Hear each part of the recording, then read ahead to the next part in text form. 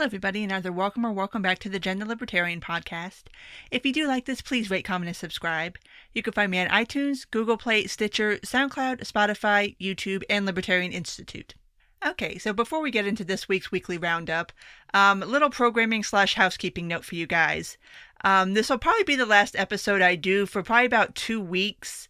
I'm going on a little end of summer vacation. Obviously, this week is Labor Day week, and it is a bit of a short week. And then next week, the week of the 9th, I will actually be out of town. I'll be up in New York City.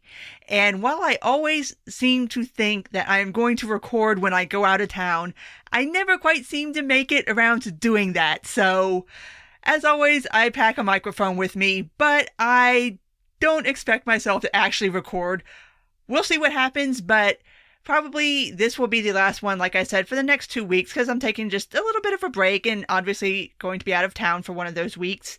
So, in case you start wondering where I'm at or where I've gone or that I've forsaken you, it is none of those things. Just taking vacation / break, and then I will be back after I get back from New York City. Probably the next episode I do will be on the next Democratic debate, because that will be taking place while I'm in New York. So, we shall see how that works out, but anyway, just wanted to let you guys know that off the rip so that you know kind of going forward what to expect. So let's go ahead and start with the most breaking, pressing, prominent news, and that is the Odessa / Midland shootings. News of this started breaking Saturday afternoon-ish, and obviously it has been covered fairly widely. It has been talked about. At this point, there are 7 dead and 22 injured, and amongst the dead are the gunmen. So that is where we stand with that. Now, as far as we know, at this particular moment in time, there isn't really a known motive for this shooting. It's coming out just right now, like just before I started recording, that apparently he was fired from his job, and both himself and his employer called both the FBI and the police before this shooting rampage happened. So we don't really know what was said in those conversations yet. Like I said, this was just extremely breaking news. But there has been this kind of odd narrative popping up around this shooting, and that is this idea that nobody's talking about it. And like I said, I've seen reports, like I saw even like Breaking 911, they were tweeting about it when it was first breaking. Like, every news outlet's covered it. The president's tweeted about it multiple times. Pretty much every Democratic nominee has tweeted about it. Pretty much everybody that you would have expected to weigh in on this on the conservative side has weighed in on it. I mean, Beto even has merchandise grandstanding on it at this point. So it is something that has been fairly widely discussed, but I guess because, I don't know, maybe certain people aren't talking about it, or it's not generating the kind of light and heat that other mass shootings have in the past. It's this weird narrative that, I guess because everybody isn't talking about it wall to wall, that nobody's talking about it. And that's a really weird thing to say, because it's not like this is the only news going on. Like, we also obviously have Hurricane Dorian that's about to make landfall. Exactly where, we're not entirely sure, because hurricanes being as they are, they wibble, they wobble before they get to shore, they kind of adjust upwards, downwards, so we'll see where it actually ends up making landfall. Like, I know here in Georgia, all of our coastal areas are under a mandatory evacuation. I'm sure it's the same way going all the way up the coast too, probably as far as, I'd say, probably Virginia, because this storm is freaking massive. But anyway, back to the shooting. It's kind of, I don't know. I think it's somewhat nice that, at least up until now, and I say up until now because I'm starting to see it happen, but it was kind of nice to have a period of time after a mass shooting where we don't know the motive. Like, you didn't leave a manifesto. There's not like a social media presence or anything that you can draw from, where people didn't like completely lose their shit and start making stuff up. And I say that because we are actually getting to the point in this news cycle where people are starting to make things up. They're saying he's a democratic socialist, he's part of Antifa. And honestly, we don't know. Like, we don't know what the motive is for this shooting, and the shooter is dead. So it's not like you can go ask him. So it's still at the point where we're trying to like piece things together. So kind of at this point, outside of saying that it happened, there's not really a lot to discuss. And I think that's why a lot of people feel like nobody's talking about it, because there's nothing like sensational to talk about right now. And it's kind of nice that people aren't sensationalizing it and aren't just going wild with whatever conspiracy theory or trying to make up whatever story so that you can try to score points on your political opponents. Like, mass shootings are not football games, people. Like, you don't have to go try to score points on your political opponent every time a mass shooting happens by putting that shooter as, oh, they're part of this camp or that camp, so nanny, nanny, neener, neener. So, at this point, that's really all there is to say about the Odessa Midland shootings, because we don't really know anything else yet. And so, hopefully, maybe everybody can continue to be responsible human beings and not speculate and not make shit up. Hopefully, maybe. We shall see going forward if that holds. But I want to go ahead and move to another story that I kind of covered on Twitter during this past week. And that is the new rules for children born abroad to service members. Because this is a story that got really, really big.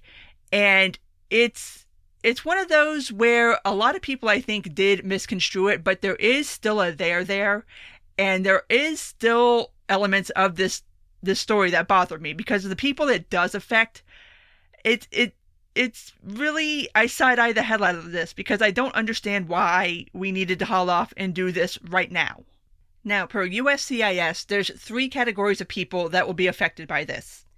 Children of non-U.S. citizens adopted by U.S. citizen government employees or service members, which a lot of people stopped right there and just assumed, oh, this only applies to service members abroad who are adopting children. No, there's still 2 other categories of people, and from what I'm able to understand, this doesn't super-duper change the rules for service members abroad who are adopting children. Like, there's always been a certain process in place, and you do have to still naturalize the children and stuff like that. So it kind of changes the rules for those people, but not like a super lot. The second group of people, children of non-U.S. citizen government employees or service members who are naturalized after the child's birth, which it used to be that if you were a non-U.S. citizen and you were in the armed forces, you were stationed abroad, and then you had a child, and then you got naturalized after the fact, that kind of also applied to your child too. So now that's setting up a process to where, like, if you need to be naturalized, then your child does too. It's not like retroactive to your child. The third group of people, this is the one that bothers me, and children of U.S. citizens who do not meet residency requirements. Now, this is where it gets kind of esoteric and in the weeds about who this affects and how it affects them. And this comes down to how we ascribe birthright citizenship in the United States. The usual way for the vast majority of U.S. citizens is that you are a native-born U.S. citizen, you're born on U.S. soil, and so by default, you are a U.S. citizen. Like, if you're born in the United States, you are a U.S. citizen. If you are born abroad, here's where things kind of start getting a little more complicated. Now, for most of U.S. service members or anybody in the diplomatic corps who's stationed abroad, if you are a native-born U.S. citizen, you already meet the residency requirements needed to transfer birthright citizenship onto your child if their child happens to be born outside of the United States. The residency requirement is that you have to be a U.S. citizen, and you have to have had 5 years of residency within the United States after becoming a U.S. citizen in order to transfer birthright citizenship to your child. Okay, obviously, most of us native-born people fit that criteria. I mean, pretty much all of us, I mean, I can come up with some scenarios where you could be born in the United States but not have lived in the United States for 5 years. But the vast majority of us meet the residency requirement. So for those people, this isn't an issue. Here's who it affects. Say somebody legally immigrates to the United States. They become a U.S. citizen. And then they immediately enlist. Either they enlist in the armed forces or you join the diplomacy corps. It's not going to be a situation where, I mean, usually if you enlist in the armed forces, you're not going to be in the U.S. for 5 years before you're deployed.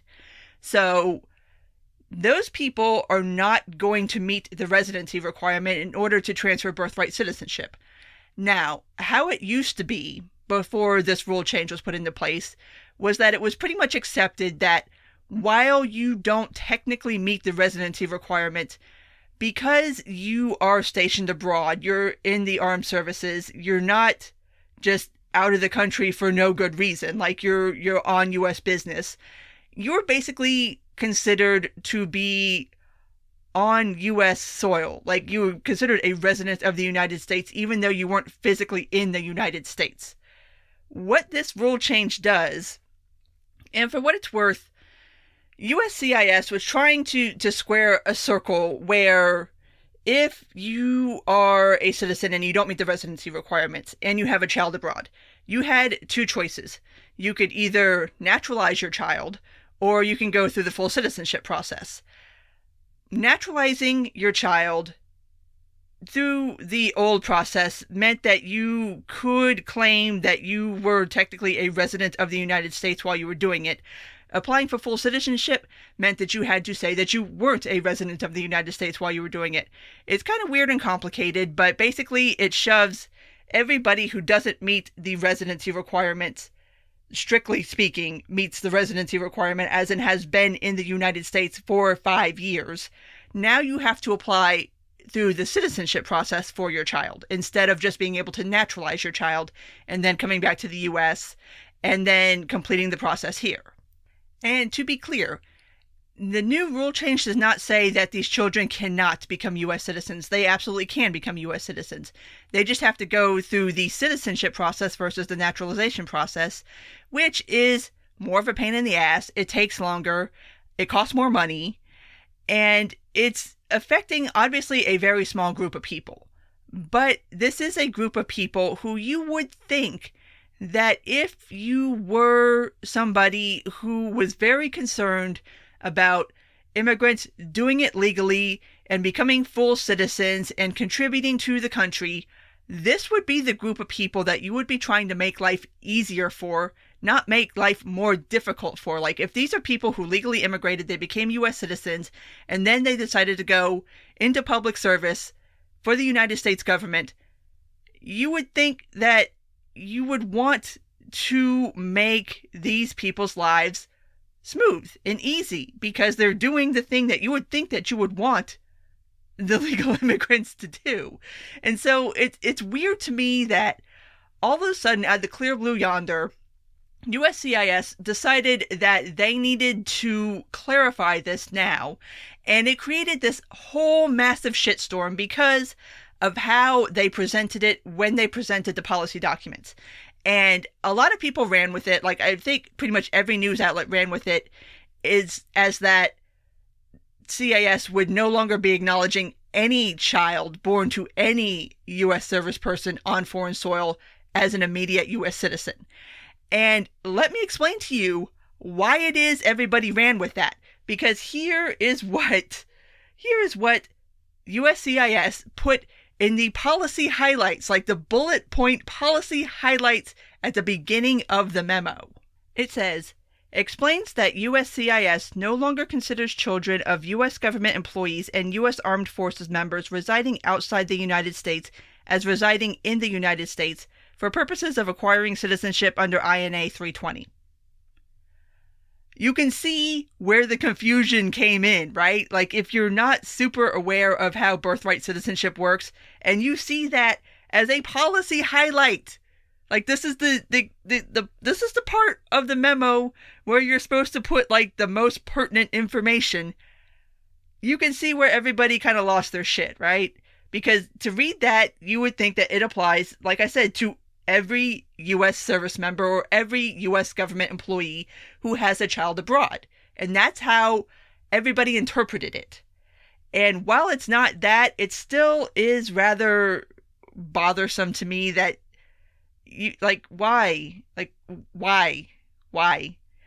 And the justification is, well, this only applies to a very small amount of people. And to me, that's even less of a reason to do this. Like, why? Like, you created this whole huge kerfuffle over something that, honestly, if you would have just put the word some in this key highlights here, if you would have just put explains that USCIS no longer considers children of some U.S. government employees and U.S. Armed Forces members, that could have eliminated a lot of confusion. But they didn't. And it's one of those things where CIS has said that they have been planning and coordinating this rollout for quite some time. And I'm just like, can't tell it, because you really did a bad job of it. And you would think that if somebody was editing or proofreading this memo, somebody might have made the same point that I just made in saying that, hey, maybe we should put the word some in this particular bullet point so that everybody doesn't completely go haywire and think it applies to everybody. It's another one of these, it seems to me, despite what CIS says, another just slapdash immigration policy thrown out there where nobody really sat down to think about the implications or how it would be received or how you should really be presenting it in the media. Like, if you release this memo and then within, it wasn't even a couple of hours before they had to start setting out CIS spokespeople to explain the memo. Like, maybe you should have did a better job with the memo. And then you wouldn't have had to have, like, multiple rounds of explanations that have had to come out of CIS now from Cuccinelli, who's actually explaining something that he's supposed to be explaining for once. As the acting head of CIS, he's actually explaining a CIS policy change. And it's one of those where it just creates mass confusion and mass panic. And it wouldn't be so bad if it was a one-off sort of thing, but this is just how immigration is handled in this country now. It's just, everything is this massive panic situation because it's made to be this massive panic situation. And kind of related to the rule change for the service members, there was another floated rule change this week, and that is that CIS would be doing away with medical deferments for immigrants who are here in the United States receiving medical care. Now, let me clarify, because I think a lot of people automatically hear that and assume that they're on Medicaid or they're on some kind of government assistance or that they're here illegally. That's not what the medical deferment program is. Basically, what these immigrants were here on is special visas for medical care because for whatever reason, you can't get this medical care in your country. So you're here, you're on a visa, and you apply for deferments so that you can stay in the United States and keep receiving your medical treatments. So, CIS had said that they were going to stop doing that. They issued letters to these family members, a lot of whom have sick children, that they had 33 days to get out of the country or they were going to be rounded up by ICE and be deported. 33 days. So, this got out. It caused a massive scandal, and CIS has actually released a statement today walking back that decision that they will not be discontinuing the medical deferment program, that they will go back to handling this by a case-by-case basis, but it's not going to be a blanket denial of deferments that was originally proposed. So, a little bit of a ray of sunshine that, hey, maybe we're not going to deport ill people that are in the U.S. legally receiving medical treatment. It's something. Maybe that's the line. Maybe that's as far as this administration's willing to go. But at least it's something. And for what it's worth, I don't know if it's because somebody within DOJ pointed out that this would be a massive legal headache. I don't know if it's because of press coverage and of people pushing back so strenuously on this, because, you can't just deport sick people. Like, come on now. Especially not sick people who are here legally and aren't on government assistance. Like, stop it. That you can't really disguise that as anything other than just being cruel for the sake of being cruel. So maybe pushback is helping on some things, maybe a little bit. And on the immigration front over the past week, I've seen a couple different outlets. I know the LA Times did a big piece on this, And I know AP's been covering it too, but there's been a lot more talk about the Remain in Mexico plan and kind of chronicling it and showing how it is illegal, and not only illegal, but unethical and immoral, and really kind of flouting both domestic and international law by doing it. So there's starting to be a little more attention paid to that too, which is good, because I don't know how many people really know about this kind of stuff. Like, I talk about it, but it's not a widely discussed topic. And so maybe if more people know about it, then more people can start to draw attention to the fact that this isn't a very good way to be handling things, and that maybe there can be some kind of accountability coming from that direction, because I don't have very much faith of anything coming from within the administration. It's either going to have to be through the judicial branch or through public pressure to get the administration to stop these immigration programs. So, wanted to go ahead and discuss that. Before we leave off, we have new Democratic debates on the horizon. One of them, well, two of them, not technically DNC debates, and we finally have our names and our place and our times for the next official DNC debate. But I want to start with the unofficial ones, because this is insane. I don't know whose idea this was, but they need to be fired, like now. On September 4th, CNN will be hosting a climate change, technically not a debate, but a town hall sort of thing. That will go on for, stay with me here, I'm not making this up, 7 freaking hours. One day, 7 hours, and the people who will be present for it will be Julian Castro, Andrew Yang, Kamala Harris, Amy Klobuchar, Joe Biden, Bernie Sanders, Elizabeth Warren, Pete Buttigieg, Beto O'Rourke, and Cory Booker. And the format of this will be that each candidate has 40 minutes to themselves to answer questions from moderators and the people in the crowd. This starts at 5 p.m. Eastern Time and will not be finished until midnight. What the hell? Who thought this was a good idea? And I'm not watching this. I am not watching this for you guys. I love you. I endure a lot of stuff for you. I am not watching a 7-hour climate change town hall. This is insane. I don't know anybody who's going to watch that. Nobody. And then on top of that, MSNBC decides they want to have a climate change debate too. And it's like, why? We don't need 2 of them. We didn't need 1 of them.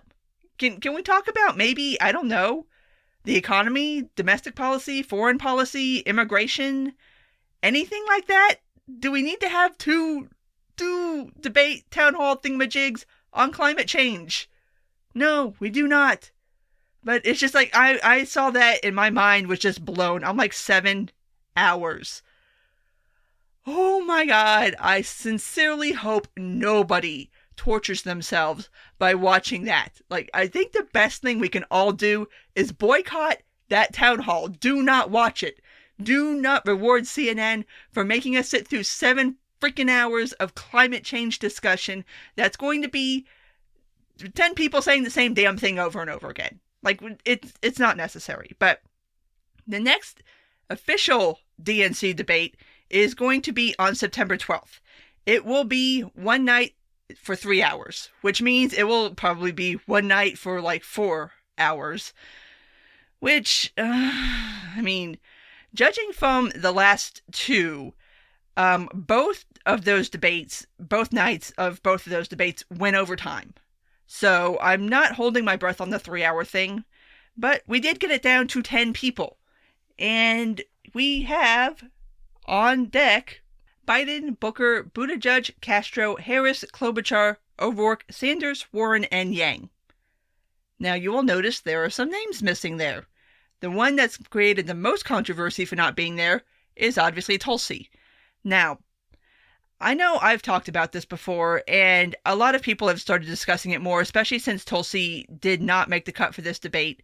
And to her credit, she has actually been on deployment over the last 2 weeks in the National Guard. She's been over in Malaysia, I do believe. So she's not been campaigning for the past 2 weeks because she's been fulfilling her military duties, as she should, because, I mean, you're a member of the military, you get deployed, that is what it is. So, a lot of people have been very, very critical of how the DNC has handled these debates, and especially this particular round, because there is a distinct lack of transparency on which polls they consider legitimate versus which polls they don't consider legitimate, as far as candidates meeting the criteria for having ranked, what was it now? I think 3% in 3 or more polls, but the DNC's been very dodgy about which polls they consider legitimate.